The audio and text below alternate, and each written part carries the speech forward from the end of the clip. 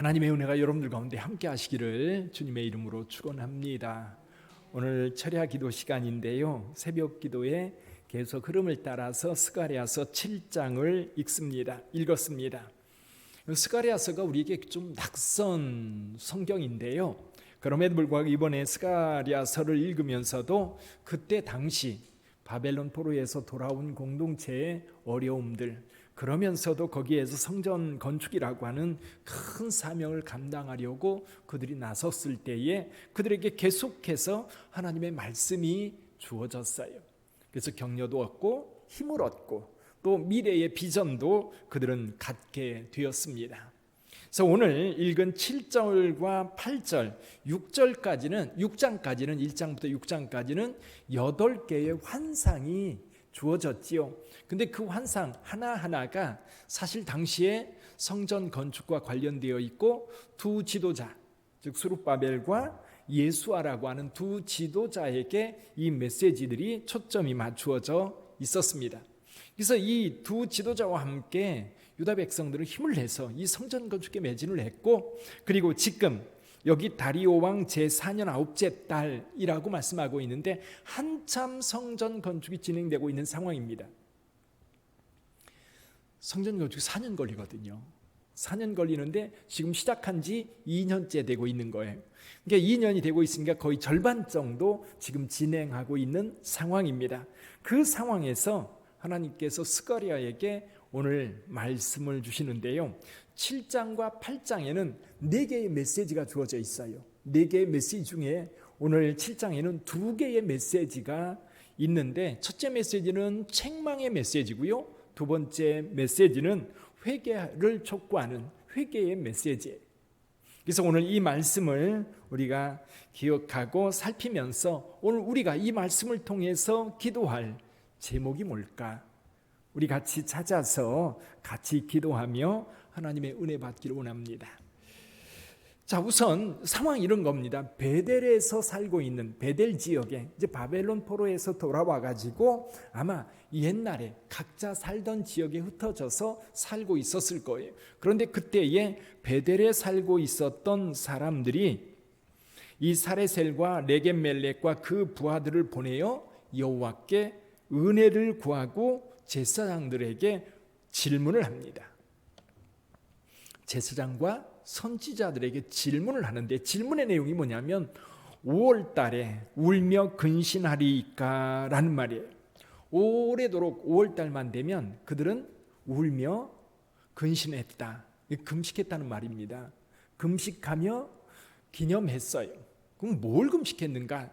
근데 이 뒷부분에 보면 70년 동안 그랬다라는 말이 나와요. 5절에 보면 너희가 70년 동안이라는 말이 나와요. 70년 동안. 그러니까 바벨론 포로가 되어서 그곳에 머물면서 계속해서 5월달만 되면 근신하고 애통해했던 거예요. 금식하며 기도했던 거예요. 왜 그랬을까요? 이날이 바로요, 성전이 파괴된 날, 예루살렘이 함락되고 예루살렘이 완전히 파괴된, 점령된 날입니다. 그래서 사실은 바벨론의 대규모 포로로 잡혀갔던 사람들, 그 사람들은 성전이 무너지기 10년 전에 갔어요.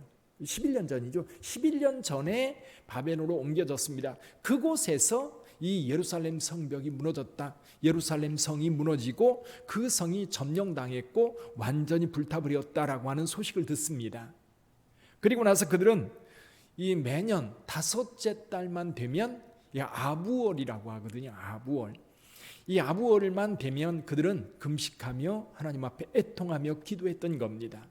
그런데 상황이 바뀌었어요. 바벨론에 있을 때는 그날을 기념하면서 울며 기도했는데 지금 성전 건축이 한참 진행되고 있어요. 중간쯤 진행되고 있고, 그리고 이제 예루살렘으로 회복되어서 하나님 앞에 서게 된 겁니다.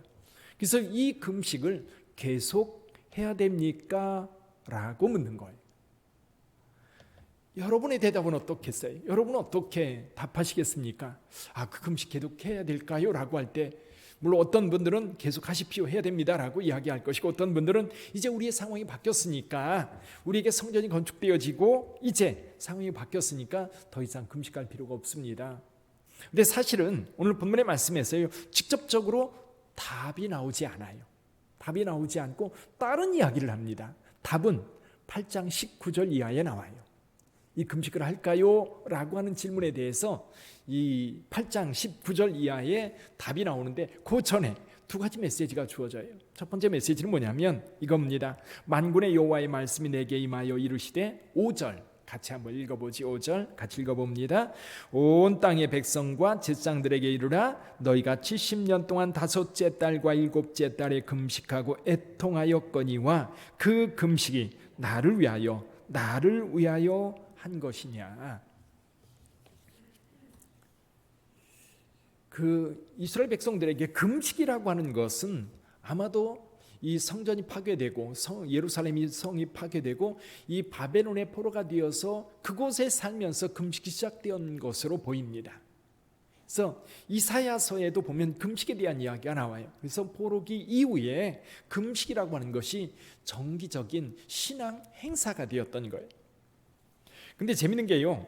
여기 그 3절에 보면 5월에 하는 금식에 대해서만 묻는데 여기 5절에서는 3절에서는 5월 한 번, 5절에서는 다섯째 달과 일곱째 달 금식 두 번을 이야기합니다. 그런데요. 8장으로 넘어가면 8장 19절에 보면 네 번의 금식이 더 나와요. 4월의 금식, 5월의 금식, 7월의 금식, 10월의 금식. 금식이 점점 더 늘어나요. 웬일일까요? 자, 앞에 5월의 금식은 예루살렘 성이 완전히 함락된 날, 그리고 7월의 금식은 예루살렘 성이 함락되고 이제 바벨론 군대가 철수를 하면서 그 지역 주민을 다스리기 위해서 그달랴라고 하는 총독을 세웁니다. 그런데 이 그달랴가요 암살을 당해요. 살해를 당합니다. 일곱째 달 금식은 이 그달랴가 죽은 것을 애통해하는 그런 금식이었어요. 그럼 8장으로 넘어가면요. 8장으로 넘어가면 넷째 달 금식이 있는데 넷째 달 금식은 예루살렘 성이 붕괴되기 시작한 날 기념해서 애통해 했고요. 열째 달 금식은 예루살렘이 포위된 날. 예루살렘이 포위되어서 여러분 포위되어서 이제 시간이 많이 걸리죠. 그리고 예루살렘 성벽이 무너지고 완전히 함락되어서 불타버리고 그리고 얼마 지나지 않아서 총독 그달랴가 살해를 당하는 이런 일이 있었지요. 이런 금식을 해왔는데 하나님께서 물어요. 뭐라고 묻습니까? 그 금식이 누구를 위한 금식이냐? 그 금식이 누구를 위한 금식이냐? 너희를 위한 금식 아니냐? 그러니까 여기 6절에도 네가 먹고 마실 때에 그것은 너희를 위하여 먹고 너희를 위하여 마시는 것이 아니냐? 또 금식을 하는 것도 너희들을 위한 것이지 나를 생각하면서 나를 향해서 금식했던 것이냐 묻고 있어요.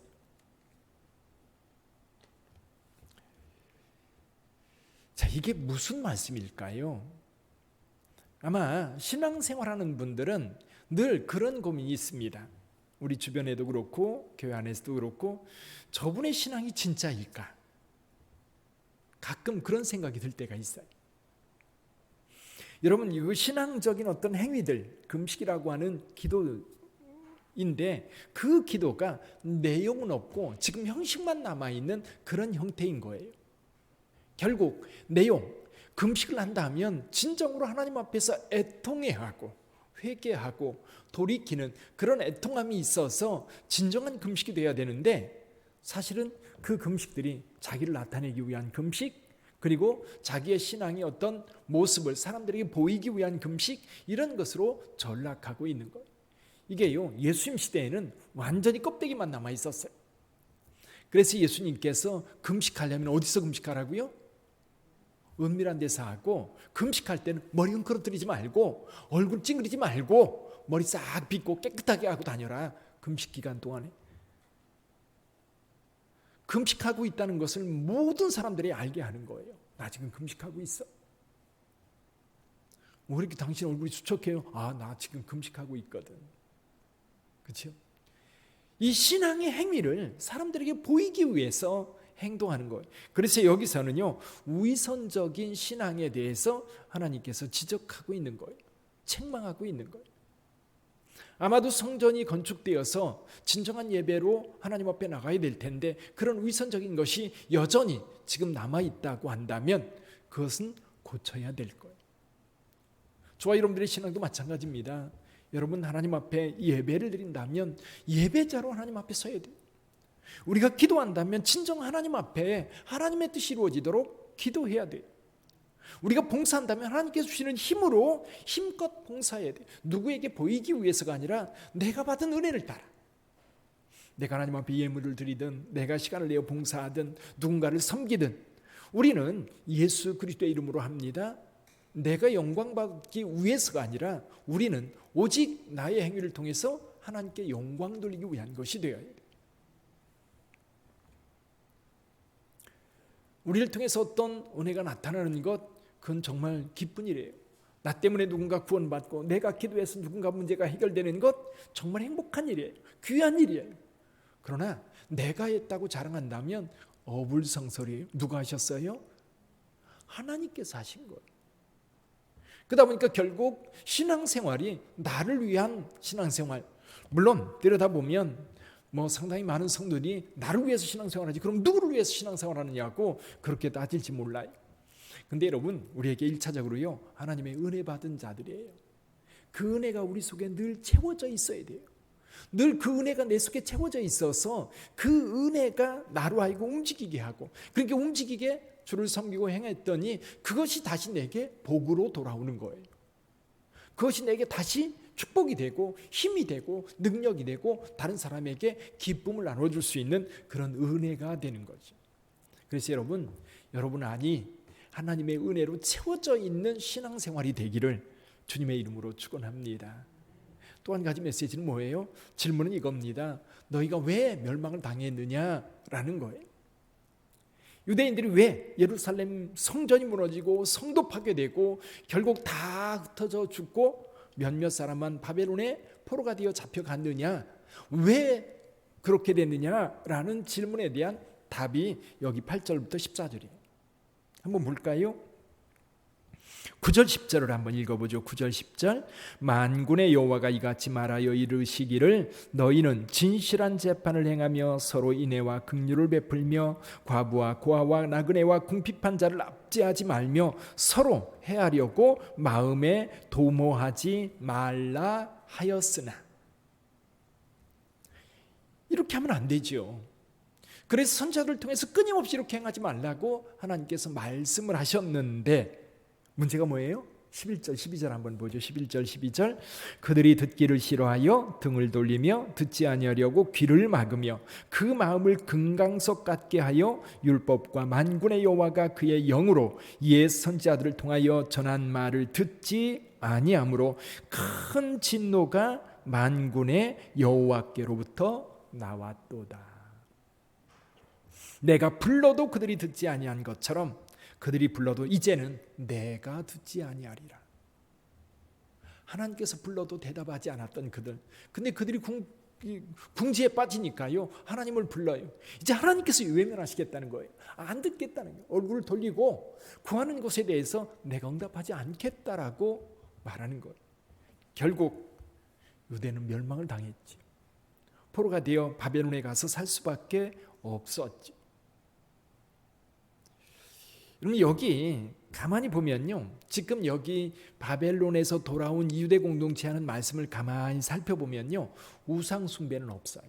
실은 여러분 그 바벨론 포로가 되기 이전에는 유다 백성들 우상 숭배가 너무 만연해 있었어요. 우상 숭배가 굉장히 큰 죄였고요. 우상 숭배와 함께 비도덕적이고 도덕적인 그런 행동들도 다 사라져버리고 오직 불의와 악만 남아 있었던 겁니다.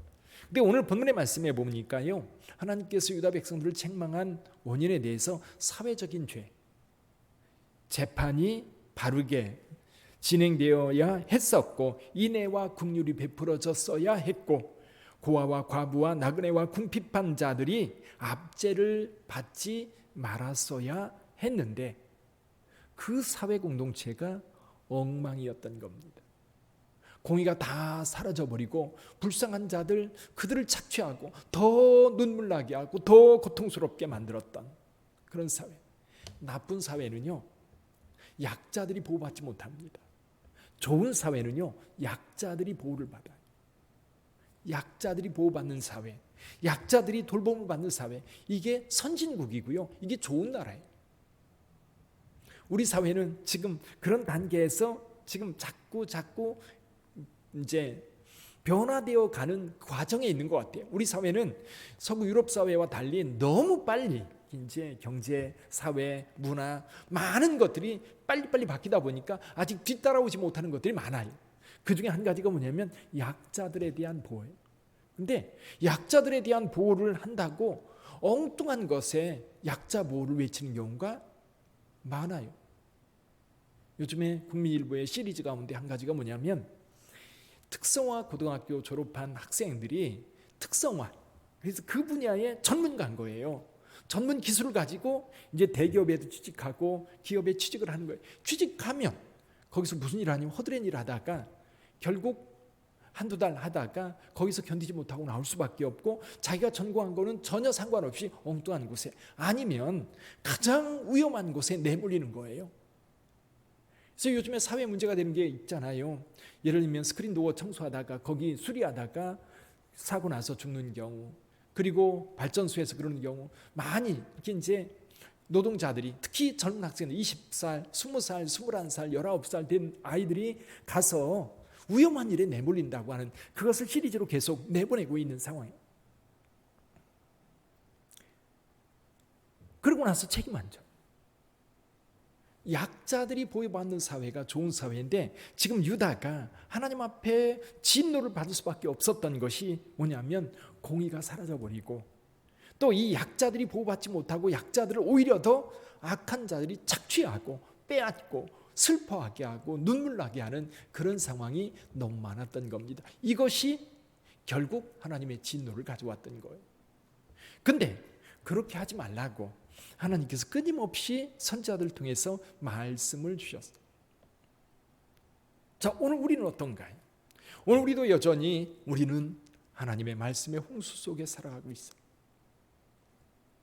요즘에는 인터넷이 발달하다 보니까요, 여러분이 설교 듣고 싶으면 전 세계 영어 조금 되고 독일어 조금 되고 그러면요 전 세계의 그 유명한 목사님들의 설교를 다 들을 수 있어요. 어느 말씀 이해가 안 되면 인터넷 찾으면 다 나와요. 단 이단이 올려놓은 거 빠지만 않는다면 굉장히 유익합니다. 근데 그 속에도 그런 이단들이 이렇게 너무나 이렇게 발을 펴놔가지고 사실은 주례밭처럼 잘 골라서 우리가 좀 찾아야 되긴 하지요. 근데 문제가 뭡니까? 하나님의 말씀을 따르지는 않는다는 것.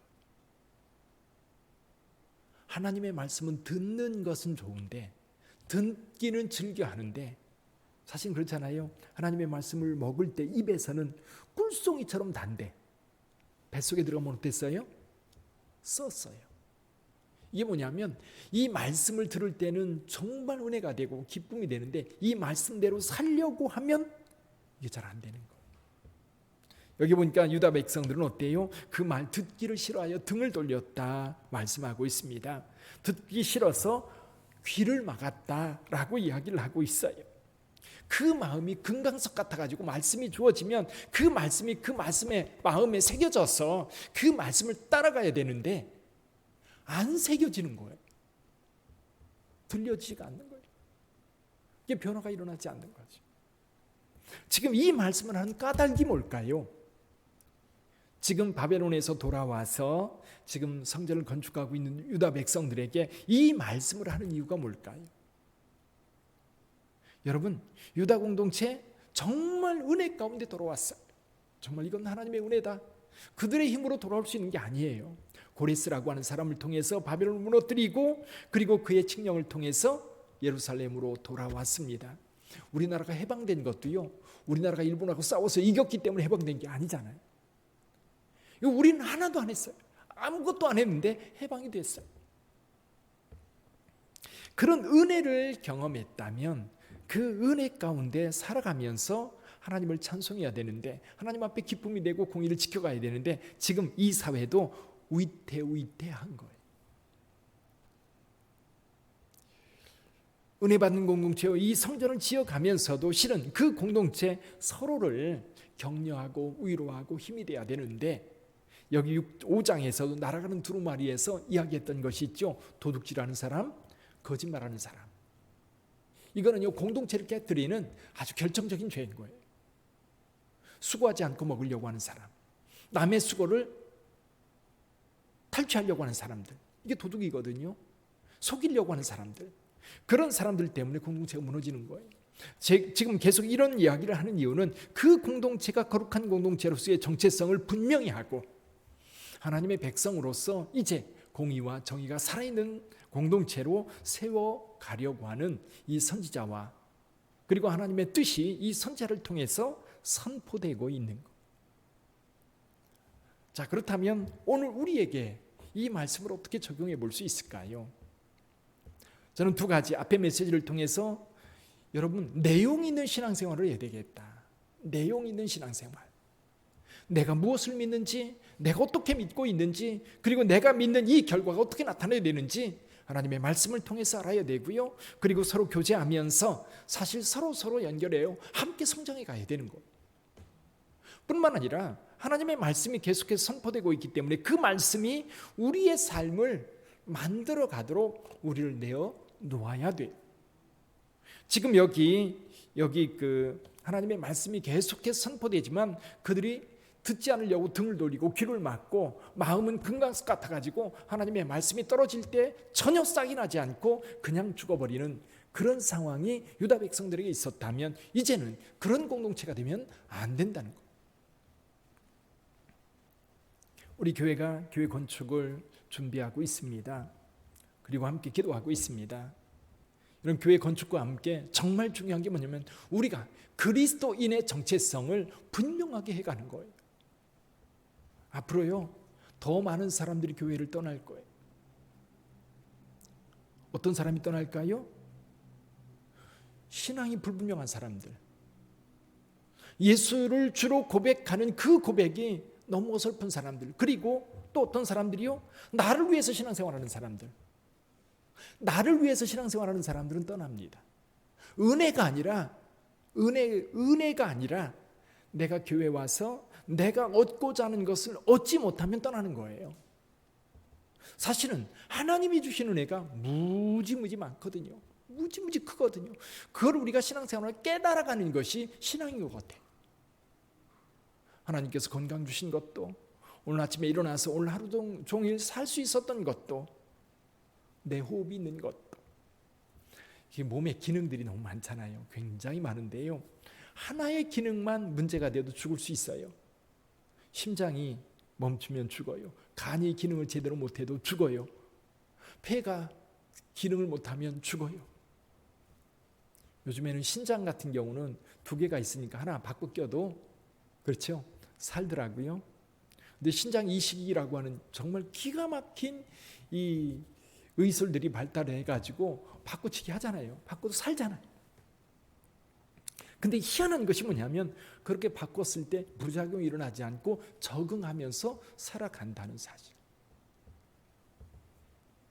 이게요, 놀라운 하나님의 섭리예요. 하나님의 은혜이기도 하고.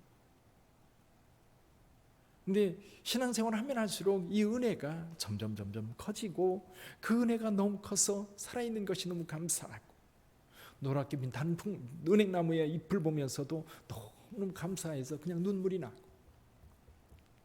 내가 지금 하나님의 나라를 알고 저 천국을 향해서 오늘 하루하루 다가갈 수 있다는 것도 너무 감사하고, 내가 오늘 죽어도 천국 갈 수 있기에 전혀 아쉬워하지 않는 그런 믿음이 우리의 삶을 기쁘게 하고, 또 주변 사람들에게도 어떻게 해요? 주변 사람들에게도 믿음이 뭔지를 보여주는 거예요. 세상 사람들이요, 교회를 막 비난하고 욕하는 이유가 뭔 줄 아세요? 믿음을 보고 싶은데 믿음이 안 보인다는 거예요. 오늘 또 그 친구 목사님들 잠깐 만났는데요, 이제 신학대학에도 여러분 믿지 않는 친구들이 요즘에는 많아요. 여러분 요즘에요 정부에서요 신앙에 따라서 신앙이 없다는 걸로 신학대학에서 떨어뜨리면요 그 학교 문 닫아야 돼요. 요새 그런 시대에 살고 있어요. 그러다 보니까 신앙이 없어도 신학대학에 와요. 옛날에는 어림없었지요. 근데 그 친구들이 이제 설교를 할 때 하나님의 말씀을 전하면 믿지 않는 친구들도 귀를 열어 듣는데요. 그런데 설교 중에 딴 얘기, 목사님 개인 얘기, 자기가 무슨 자랑거리 얘기, 그런 얘기하면 하나도 안 듣는다는 거예요. 그거를 보면서 기가 막히더라는 거지요. 근데 저와 여러분들도 마찬가지입니다. 여러분, 하나님의 말씀이 들려지고 그 말씀을 따라서 살아가는 성도가 오늘 우리 시대에 정말 필요한 때, 우리 빛된 교회 성도들이 그런 성도들이 되기를 주님의 이름으로 축원합니다. 말씀이 우리 가슴 속에 뿌려질 때 그 말씀이 그냥 죽고 사라지는 게 아니라 거기에서 뿌리를 내리고 싹이 나서 꽃이 피고 열매를 맺는 그런 성도들, 그 성도들이요 교회를 살릴 뿐만 아니라 국가와 민족을 살리고 시대를 살리는 줄 믿습니다. 지금 스가랴 선지자는 유다 백성들에게 그 얘기를 하는 거예요. 단순히 책망이 아니라 옛 조상들은 그랬지만 이제 우리는 정말 내실 있는 신앙, 또 깨어있는 신앙, 그리고 하나님의 말씀을 따르는 신앙, 그 말씀이 열매 맺는 신앙, 그것을 우리에게 요구하고 있는 겁니다. 우리 이를 위해서 함께 기도하시겠습니다. 같이 하나님의 말씀을 기억하면서 함께 이 시간 기도하겠습니다.